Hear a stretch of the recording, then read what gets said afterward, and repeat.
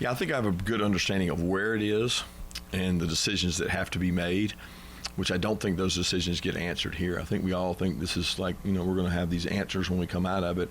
There's a lot of thinking heads, a lot of people that have to come together, a lot of agreeing that has to be done to get where we want to go. I think we have a small sample size right now of what we did.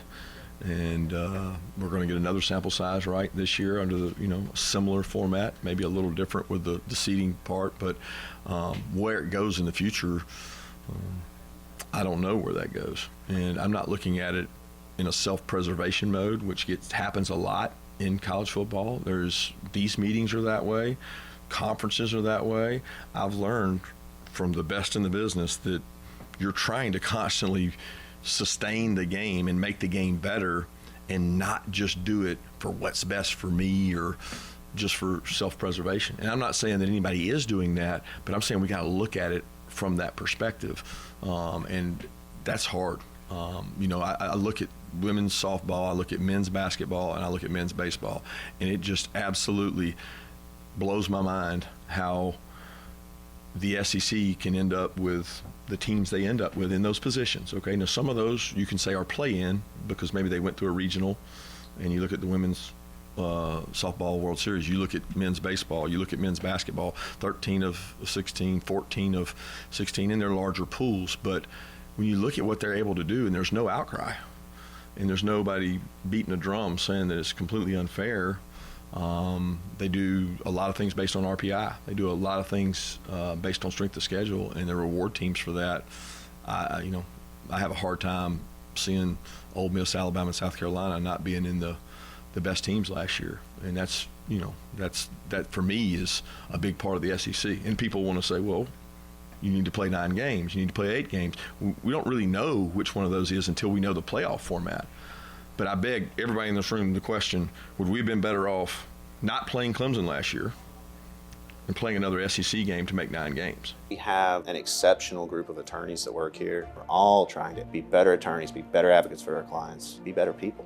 It makes me proud to be part of the team when I see how much the attorneys care about their clients. It's truly one vision. I feel like every single person who works here has that same vision, and that's to treat all of our clients like family. We've developed such a tight-knit team. Everyone is unified in being selfless in their representation. The Garza Law Firm. Let us help. How would that have been better for the SEC? How would that have been better for Georgia? I don't think it would have. I think those teams you play outside your conference verify your strength. Is it better for the game, though? If what? If you don't play Clemson. Well, I think it's better for the game if we play Clemson, absolutely. Right. But I think us playing Clemson did a lot of things for our conference, improved a lot of things for our conference. And, that's people take that out of a context. They look at it and say, all they want to talk about is the 8 to 9. I mean, who are you playing with those games? Are you afraid those games could go away? Georgia, Clemson, Texas, Ohio State, those kind of games? No, I think you're going to see more and more of those games, regardless of the SEC, because that's what the fan base wants, what TV wants, and that drives revenue, and you're going to see lots of those opportunities out there. Kirby, what was the biggest challenge building this program as a former Saban assistant? And what have you seen from Sarkisian? Because you guys have gone through similar things. He's trying to build something at Texas as well. What were those challenges as a head coach early on? Yeah, continuity, keeping your staff intact. Very different environment that I started the Georgia program in and what Sark's starting in. The climate college football just has changed, and it changed really fast. So it was different from when Nick started at Alabama and we were part of that staff to when I started at Georgia to now Sark well off at Texas doing a great job. It starts with getting good football players.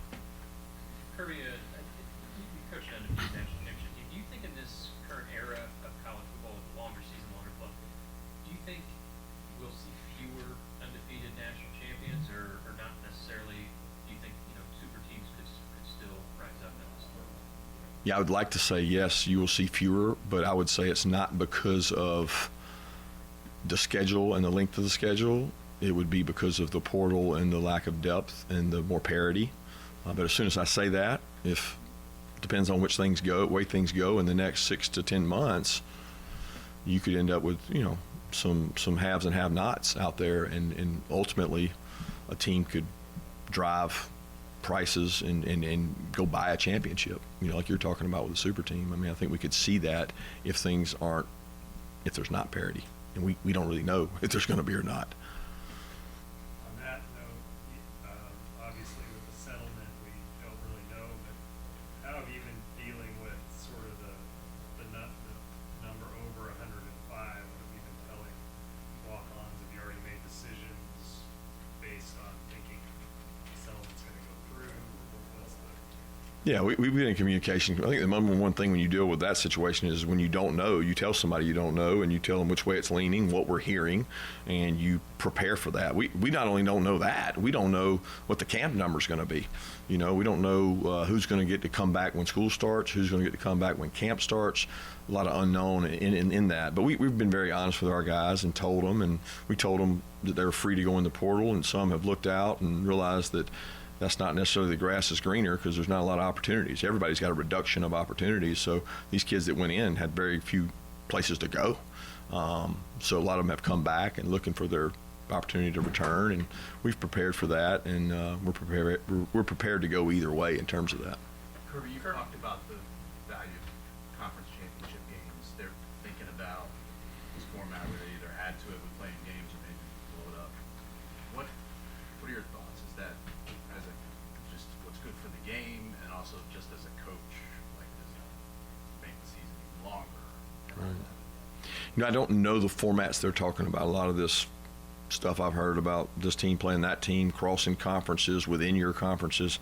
I don't know. I know a lot of that's going to be determined by television revenue. What's best for that championship weekend? Is it a play-in game? Is it like your baseball, regional, your softball regionals, and you play and you try to get yourself in? I don't want to devalue the regular season.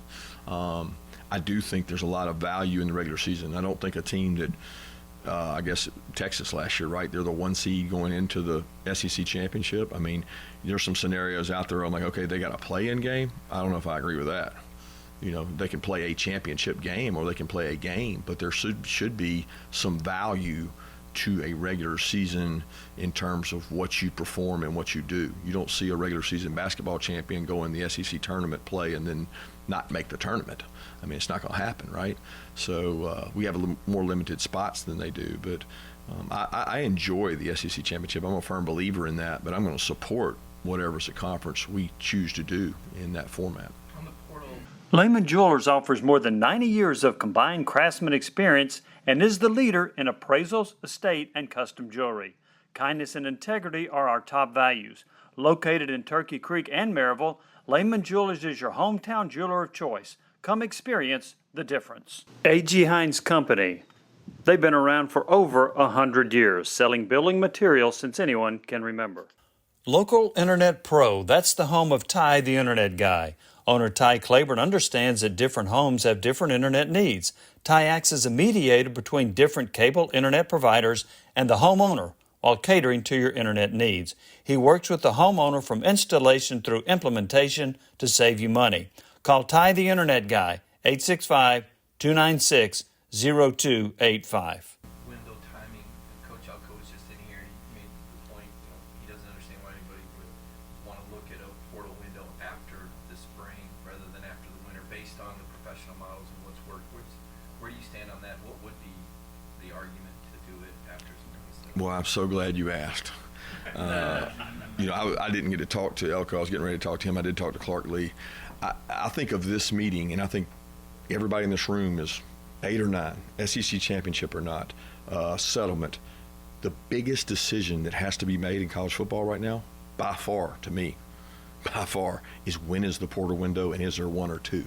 Okay, that's not being decided by us today. A lot of people don't even know how it's getting decided, who's deciding it. But I need you to think for a second. There is a strong contingent. We had an AFCA meeting. We had a meeting in which we unanimously decided that there really needed to be 1 portal window. Whatever that is what it is. And it needs to happen sometime in January. There is an outcry. There is schools. There's different conferences that feel like it should not fall during the play-in season. I would love that. I would love to be able to play the season without it. Is basketball able to do that? Or do they deal with the portal during their championship?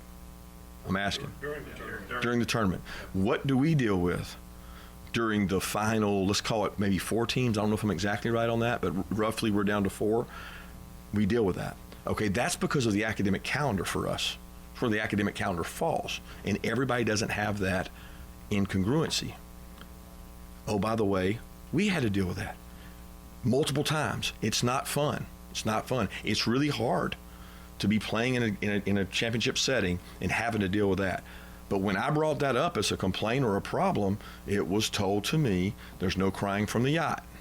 So if you're going to play in these environments, you have to be willing to do that. Now it's, we can't do that. And then I got told, well, we have a cap year.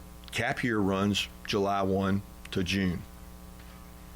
If the portal is in January, we can't manage our cap. We can't do our cap. Well, that's an accounting method you got to take into account.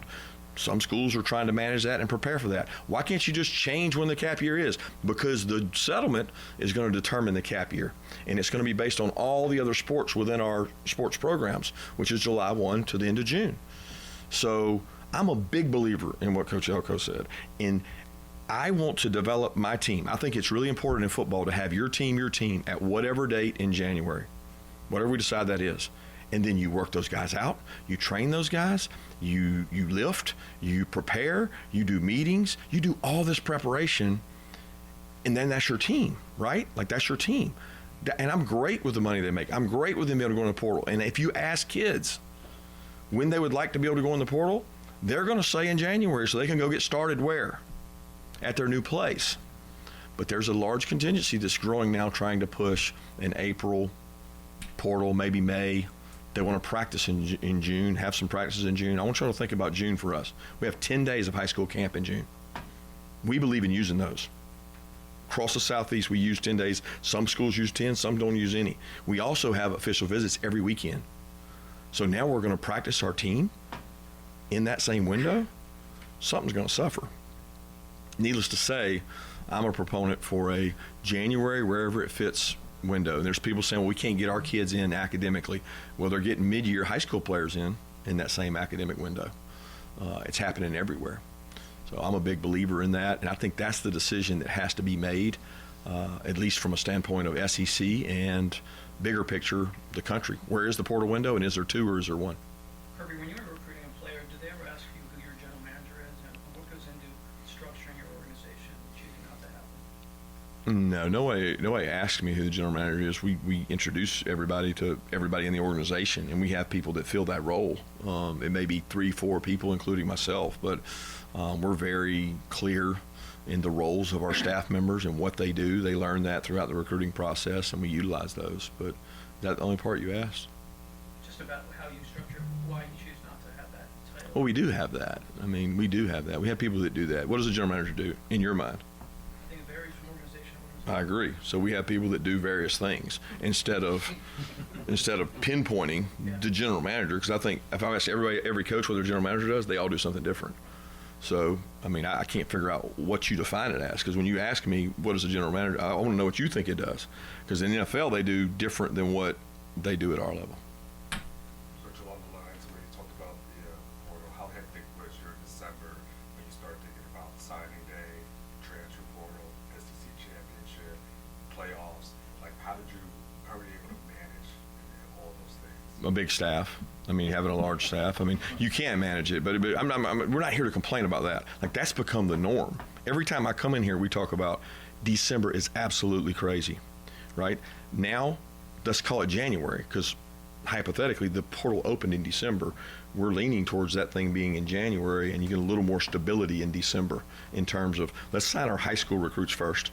Then let's figure out in January where the semester break ends, who's staying and who's going. So we compartmentalize. Let's deal with this issue now. Let's deal with this issue now. But we're talking about taking this issue this January and moving it out all the way to April. So you think tampering's a problem? Put that portal in April and see what teams do in January, February, and March. Just think about it now, because we're getting ready to make a big decision, and a lot of people believe, well, the kids won't be able to leave if we put it in April. They'll have to stay the next semester. Oh, no.